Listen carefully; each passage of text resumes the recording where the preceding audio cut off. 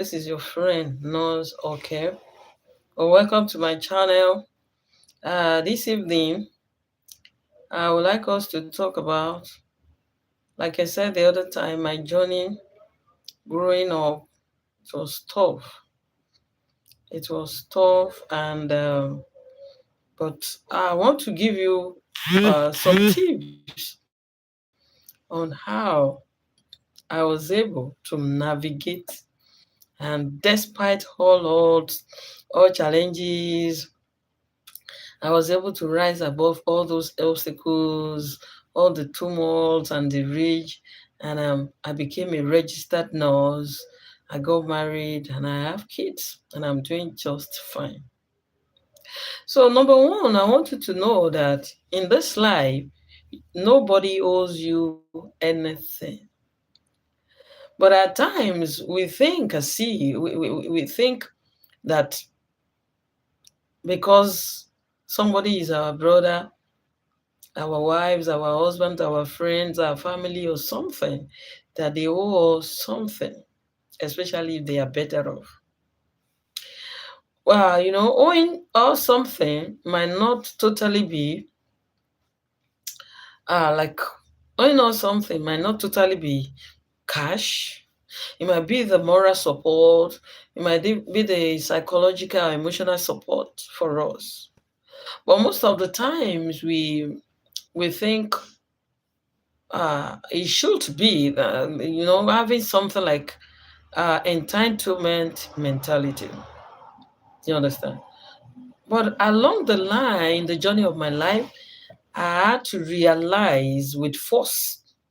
I had to force myself to realize that nobody owes me anything.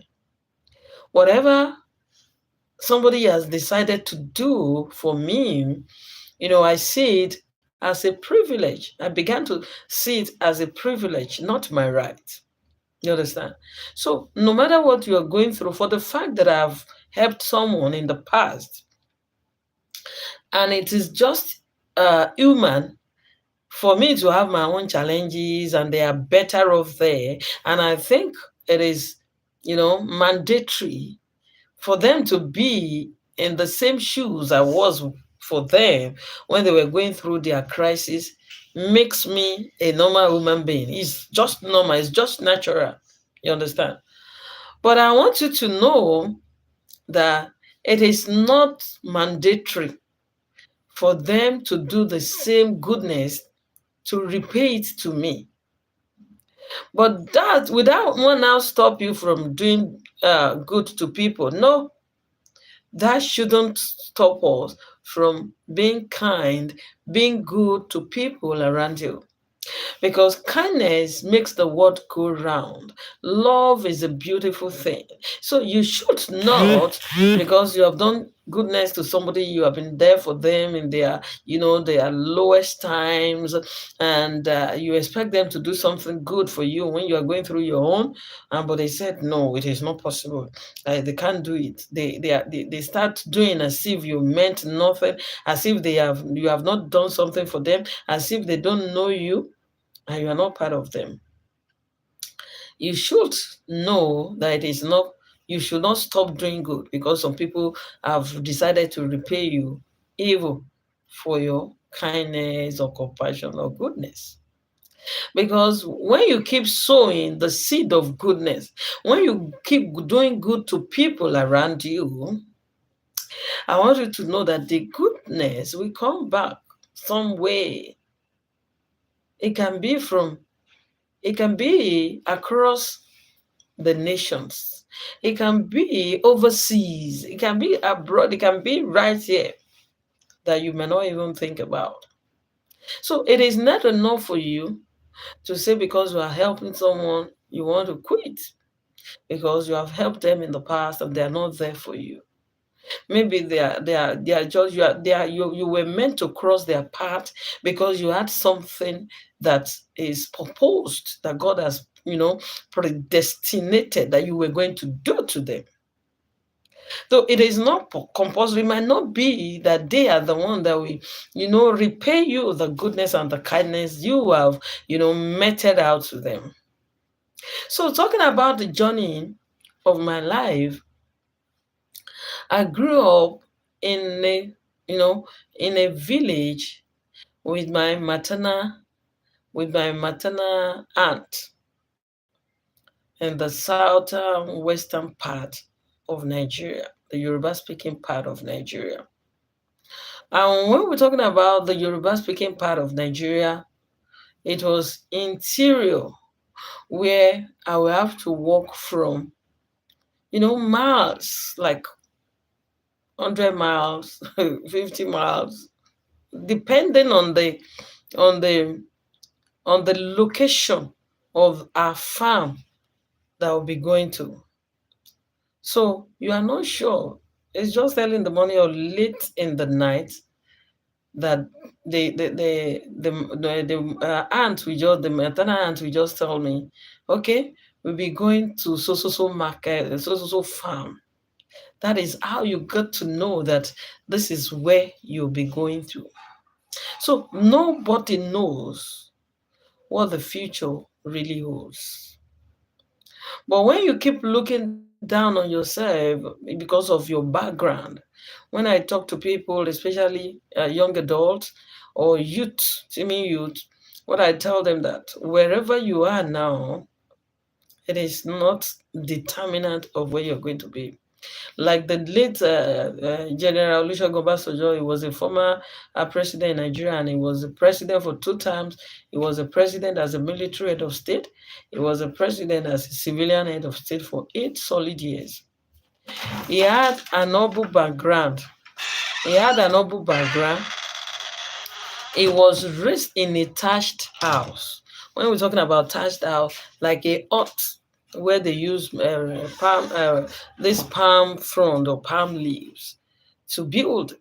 And he lost his mother at a very, very tender age. But despite that odd, President Obasanjo became sitting president in Nigeria for 2 times running.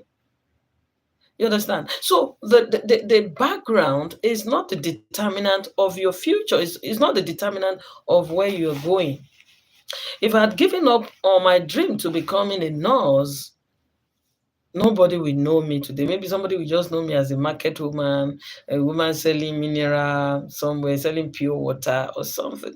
But this nursing job, because I refuse to give up on me, that's why this nursing has taken me to places I never imagined that I could get to. It has made me to meet people that I'm not where I wish to be, but I want you to know that I'm not where I used to be. I still have my aspirations, my target, my goals, where I'm going, where I'm coming from, where I am. There should be, self re-evaluation, self reappraisal, self assessment, reassessment. When you are aspiring to become something. So that I've met some people, I've been to some places. If not for nothing, I will not have been there. So growing from a lower background where you about 10 people sleep in a room, or you like at times when it rains in Lagos, I'm in Lagos.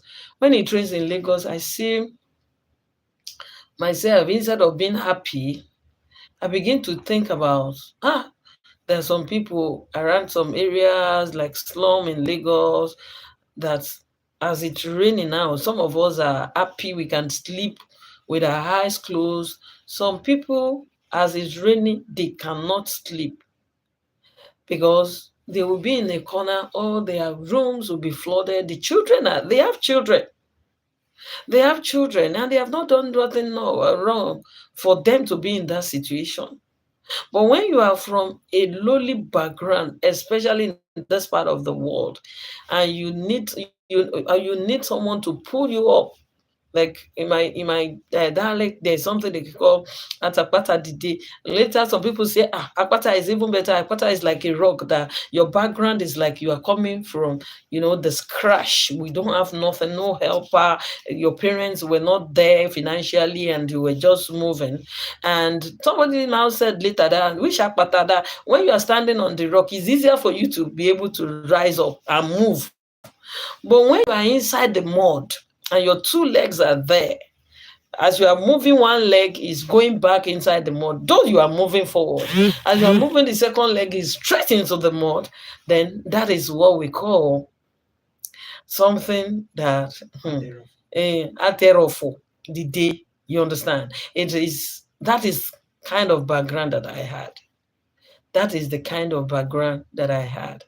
So it does not matter who you are or where you are or what you intend to. You can do it if you want to do it. You can do it. So you should practice the act of gratitude. Let gratitude, let it be part of your watchword. In fact, if it is not your watchword, then what will it be? Well, you keep counting your blessing and keep moving and keep moving. If it takes crawling, crawl. If it is time to jump, jump. If it is not time to pick race, let's pick race.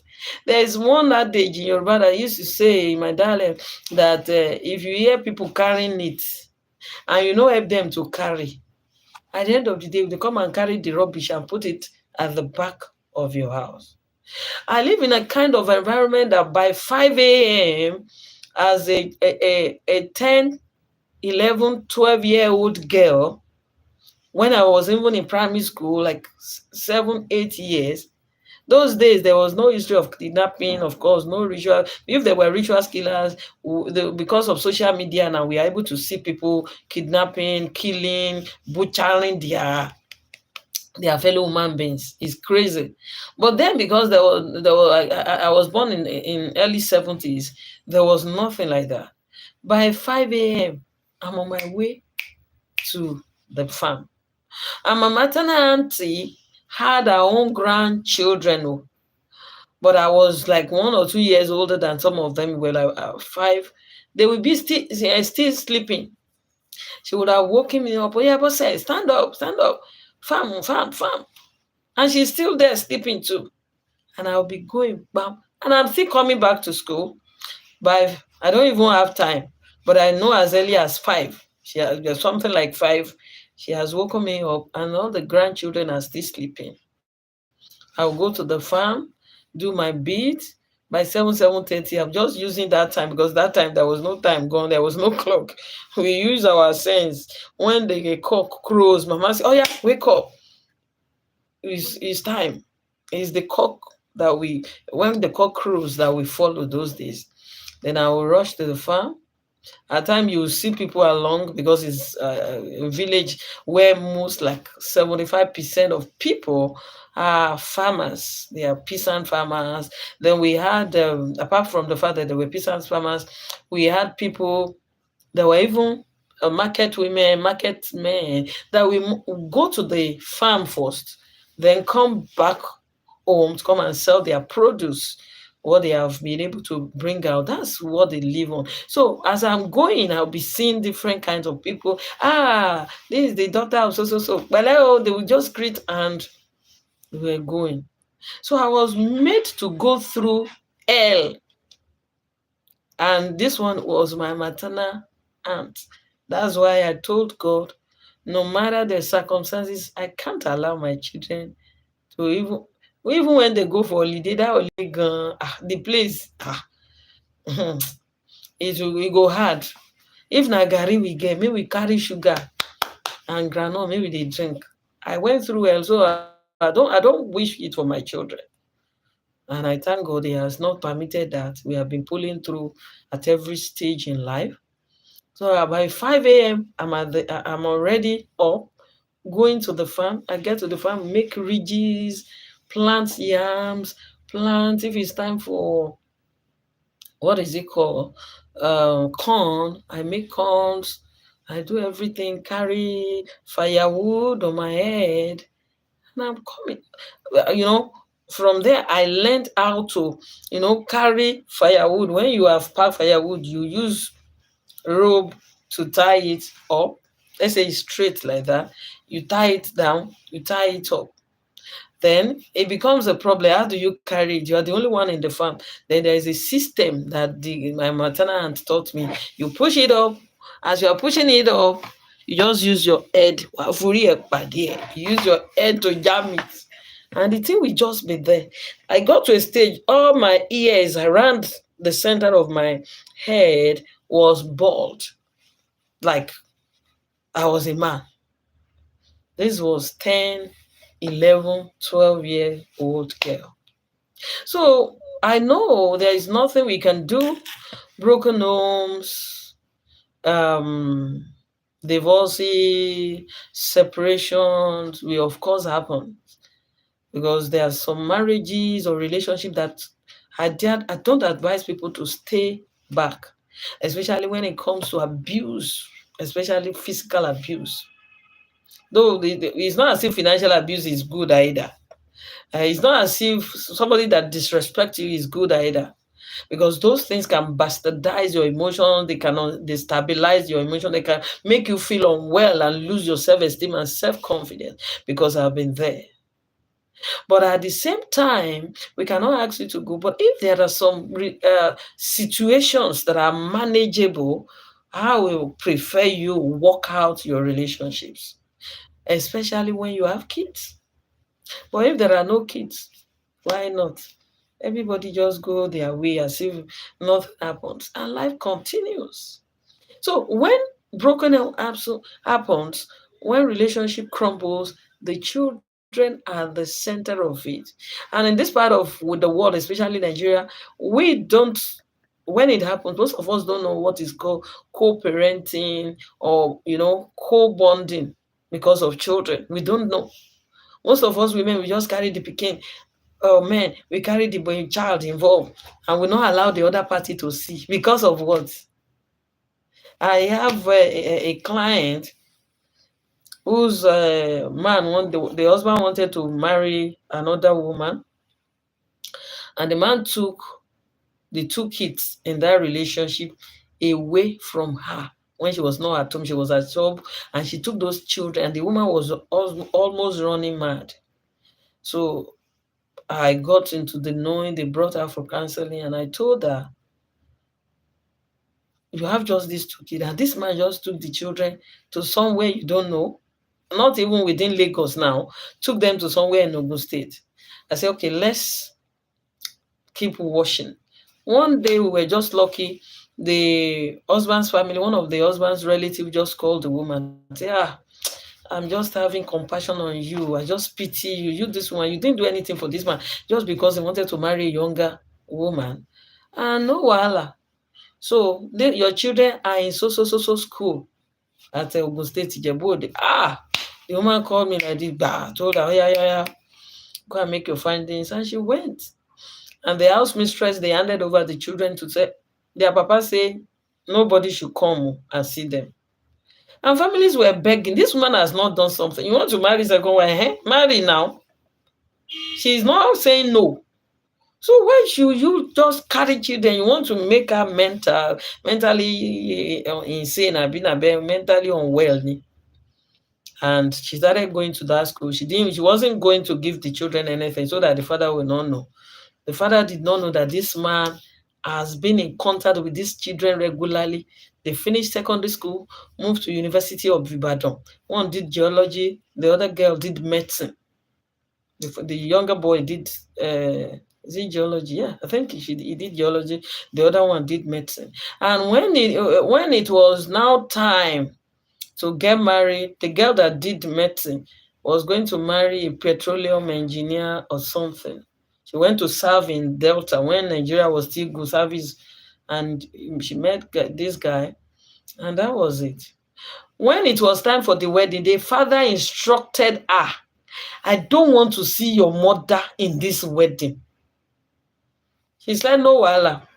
They planned the wedding, and on the day of engagement, like wedding was tomorrow, the day of engagement, the lady made sure that the clothes that the stepmom and the father were going to wear, she took the same clothes, she bought it and sold it for her own mother.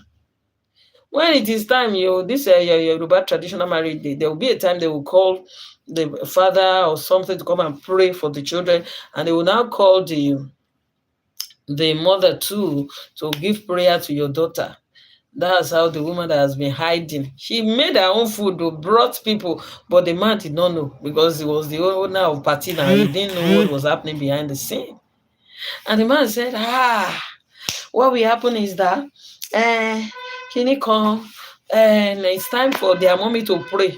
The stepmother wanted to pray. That's how the mother of the bride goes, okay, Jojo, I'm still alive. Nobody there. Come and go shame me. No, nobody will eat the fruit of my labor. And the man did not know for like 7, 8 years that these children were in a constant contact with their mother. He fell down. He had stroke that same day.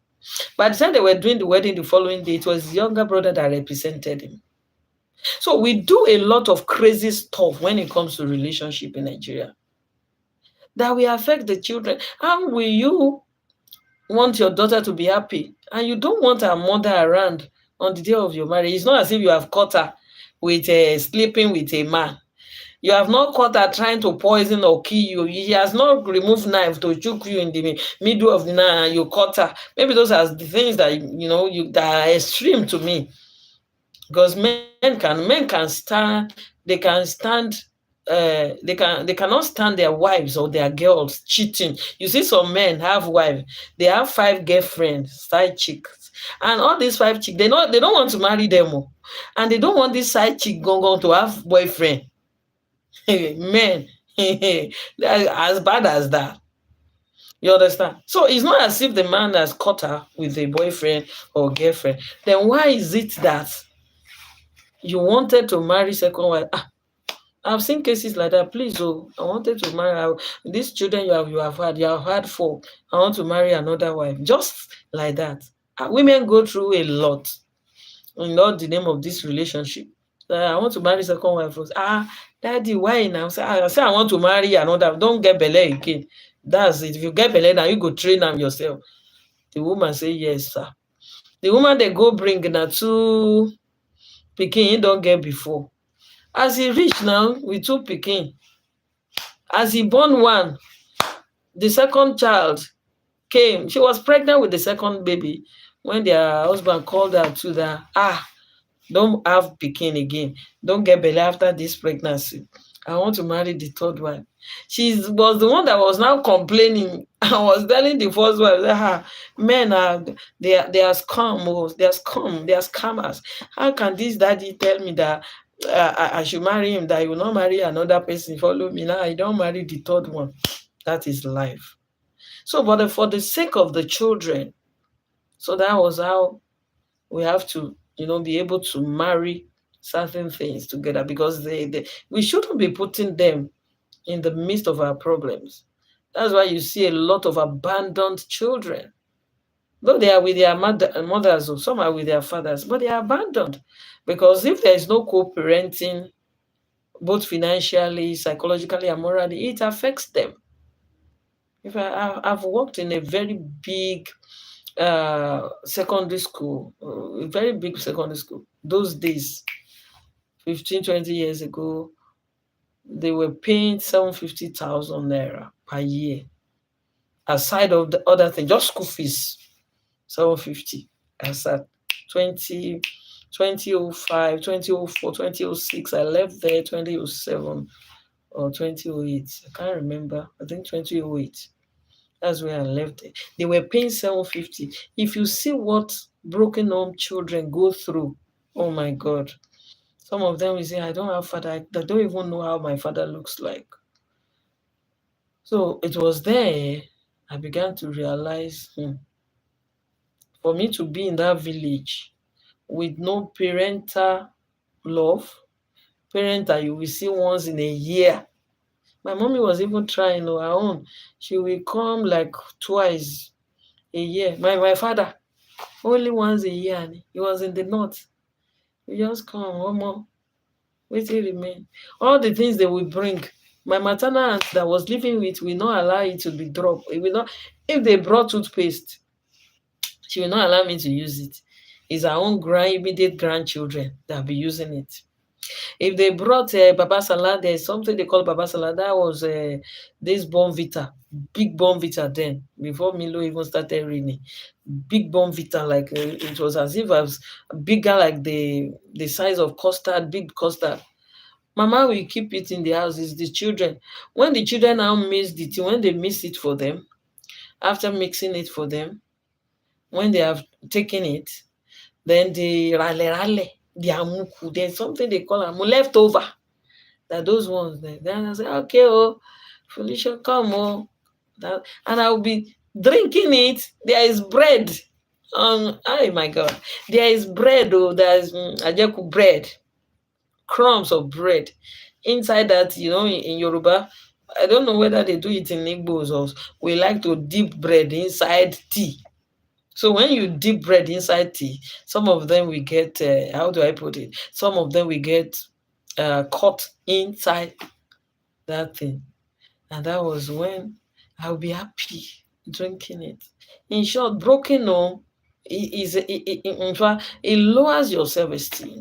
It lowers, in fact, it was that place that I work as a nurse that I knew that children were going through a lot.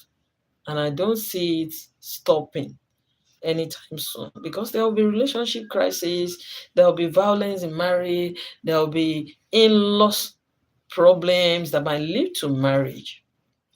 So we're going to be, apart from my life history, that I want to be showcasing because there are a lot of lessons. My life is full of lessons for whoever has gone through the kind of challenges that I've been through in my life before I was able to wangle my way. Say, this life, we must find something out of our life now.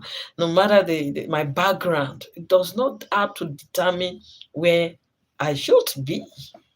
My background does not have to determine if I should be somebody in life. I used to look at BB people in Nigeria. When I see them, most of their children said, we don't even know. They are under the shadows of their parents because their parents are rich.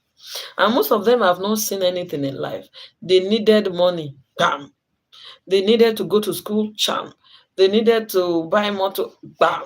They needed to get a job, no stress. So at times I don't envy them. I don't envy them. My children are starting from the scratch. So if anything comes, they'll be able to sustain it. So I don't envy them.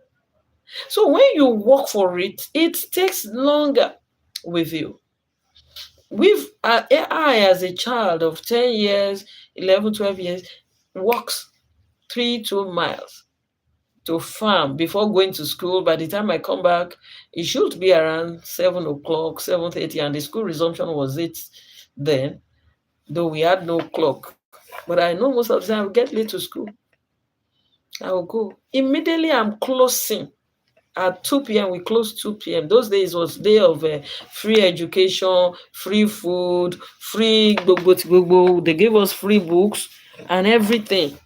As soon as I'm coming back from school, I'm still going to do what? Going back to the farm, the same farm that I've been to very early. And our own grandkids were there. Our own grandkids were there. I don't know how somebody will say, I'm your blood. If you are even maltreating a maid, though it's not the best to maltreat a maid anyway. But if you are still maltreating a maid, somebody can say, okay, yeah, should be because it's a maid, she's a maid, Abi is an house boy.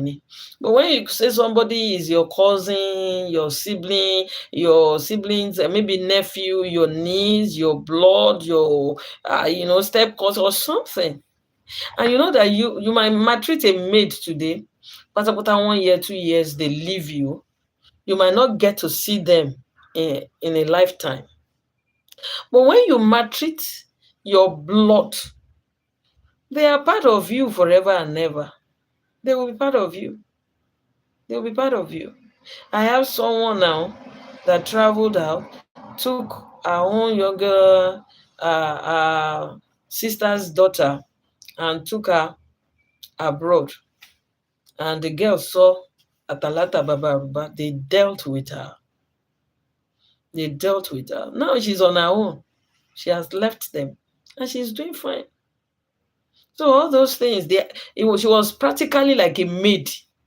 That's siblings' child, though, not a maid, though, not outsider's child. Though. So whatever we sow, let's believe that we're going to reap it. Either it be good or it's going to be bad. So let's now dive into the topic of the day that I said, what is divorce and what causes divorce? What are some of the causes with my little experience? When we're talking about love, love makes the world go round. Love is beautiful. But at times, when you see the other side of love, you're going to say, Tuale for the people that are always in love and those people that have been able to do 20 years, 30 years of marriage, living happily after. I don't know how they do them, but it still happens. I've seen people 90 years, 69 years together. I watched one video today, 69 years together, and I just look at the woman and say, how did you do it? You understand? It is possible. It is possible. So let's talk about what is divorce and what are the reasons before we start navigating maybe another day the possible ways we can mend our relationship. Before we go, I want you to know the grass is not always greener at the other side. But because this grass has grown, it has grown taller beyond your own height.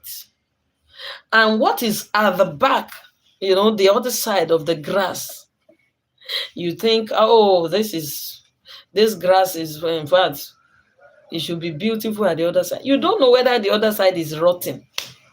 You don't know whether the other side has dried off. It's just this beautiful side. You have gone.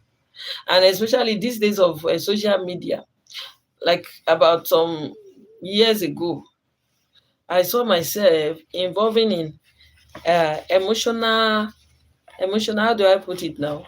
Emotional infidelity. You understand? I had someone that I believe, we had issues with my husband. Why not? Let me just look for somebody and get out. You understand? But some event happened for another day that, it's not always greener at the other side. So when we're talking about divorce, there are a lot of causes. Divorce is simply this marriage is over. It can be from the man that is bringing the divorce bills. It can be the woman bringing a divorce. It can be from anybody. But the fact remains, when you're talking about divorce, there is